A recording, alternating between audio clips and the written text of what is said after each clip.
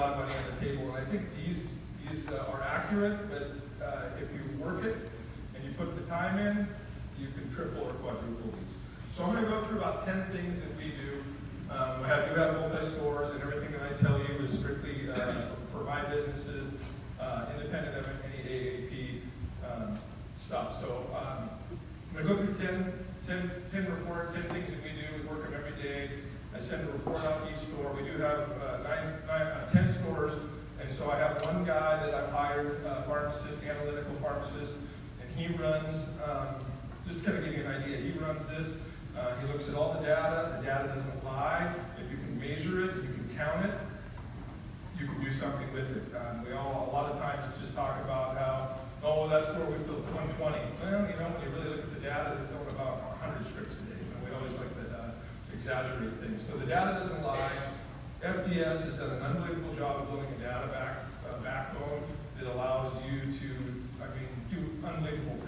I know your pharmacy system can pull out some data, but what they've put together in one package is unbelievable. So I'm going to go through a few things, and I will answer some questions if need be. Let's see. Next one. Okay, here we go. So sold and lost. Tracy had that up there. What we kind of do with that, and I know acquisition costs going into a system and out of a system, garbage in, garbage out. Sometimes we have problems getting the right acquisition costs in there. And you look at the data and you go, well, I know right away that is not underwater. Well, the whole report is for you to quickly glance and kind of take a look and see if there's some movement you can do. We usually target particular NDCs where maybe if we give you an example, testosterone, if we build the single dose use vials instead of the multi-dose vials, instead of losing $14, we make $6. I just gave $20 a script. Secondary billing analysis, your pharmacist, your techs are doing the billing. If they don't code it right, when it goes through the secondary insurance, you might not pick up the dispensing fee from the secondary insurance. You might not pick up the full reimbursement from them, so you're leaving money on the table there. Clawback monitoring, we're monitoring that very closely. Some certain particular PBMs like to get their claws out and stick them into us. So we can identify some of those claims, and we can work through those through our pharmacy staff to make the proper adjustments or do what we need to do to reduce that exposure in the clawback area. My guy, Ben, who runs this, he came up with this one, the vaccine billing monitoring, which I thought was brilliant. You got a lot of techs, you got a lot of pharmacists, however you guys bill, they may forget to do that admin fee. The flu shot goes through, you get paid $15 or $16, and you left 20 on the table because you forgot the admin fee. And it happens. So we monitor that, and with Medicare, you got about a 3-day window where you can reverse rebill. On the PBM side of it, you got 30, 60 days. So you're never missing that $20 or leaving any dollars on the table. That's typically, from September, August to, now. I know we have the run of the flu here in March and stuff. So another one that we're just going to start doing is the prospective buying. On Cardinal, if you go to a particular brand name, and then you go down to purchase history, and in the lower right-hand corner, there is a WAC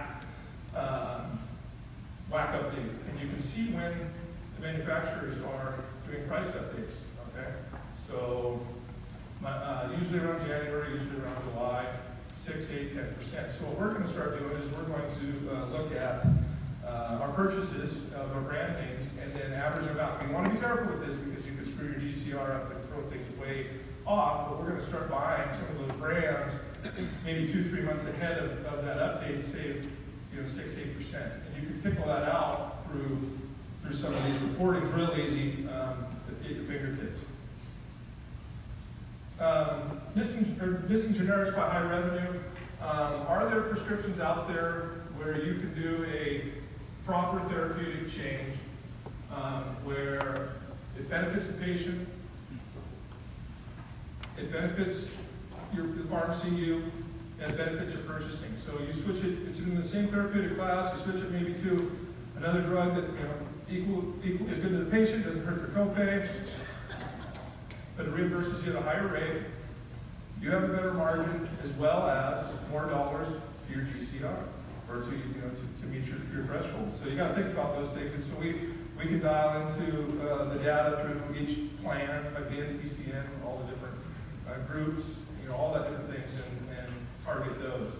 Number 7 is a good one, and Ben actually came up with this one as well. It's real simple, but you get a rejection. It says drug not covered.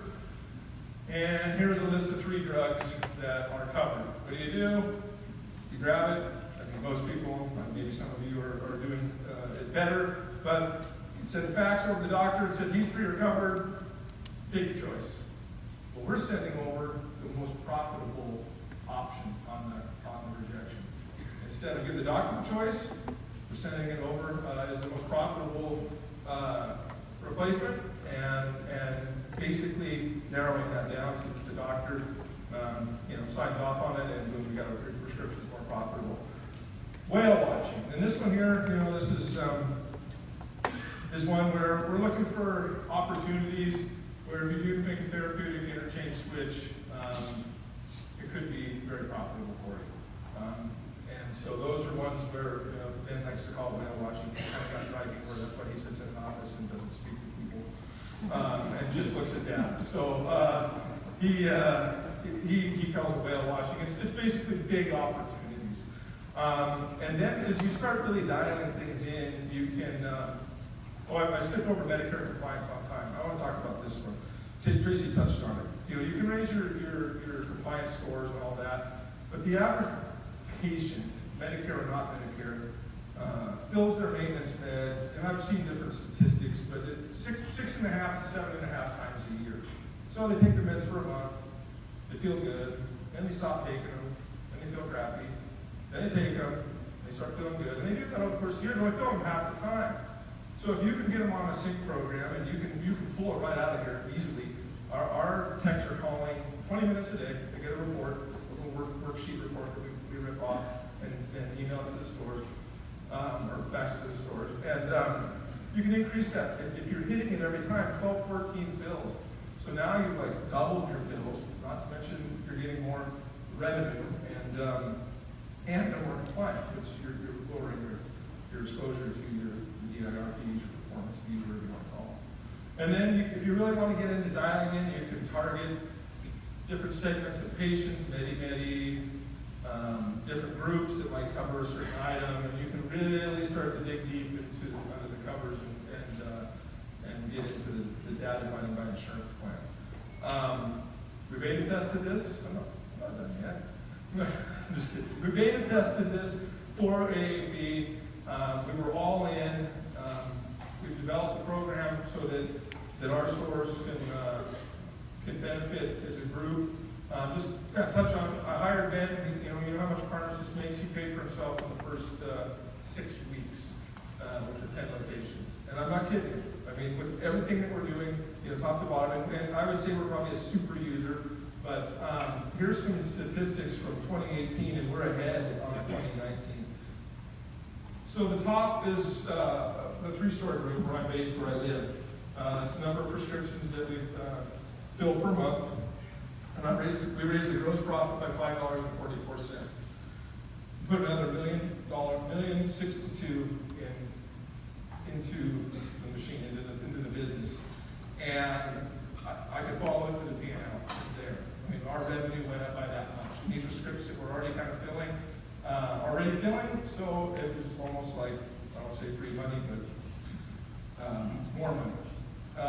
Second store, 5,103 scripts. They didn't do quite as well, $2.02 or 20 cents. Some of the stores are better at adapting than others. Still 145,000 more bucks for that store in 2018. And store 5, 3,008, they were up a little bit, 132,000. The low wine store was still increased their profits by 132,000. So those are real numbers.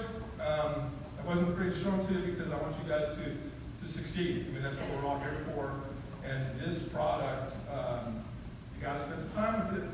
It's not going to do it yourself. You got to either figure out yourself to carve some time out, or have someone else carve some time out. But I will tell you, you'll be very happy if you put the time in and do it. Thank you. And if there is a question,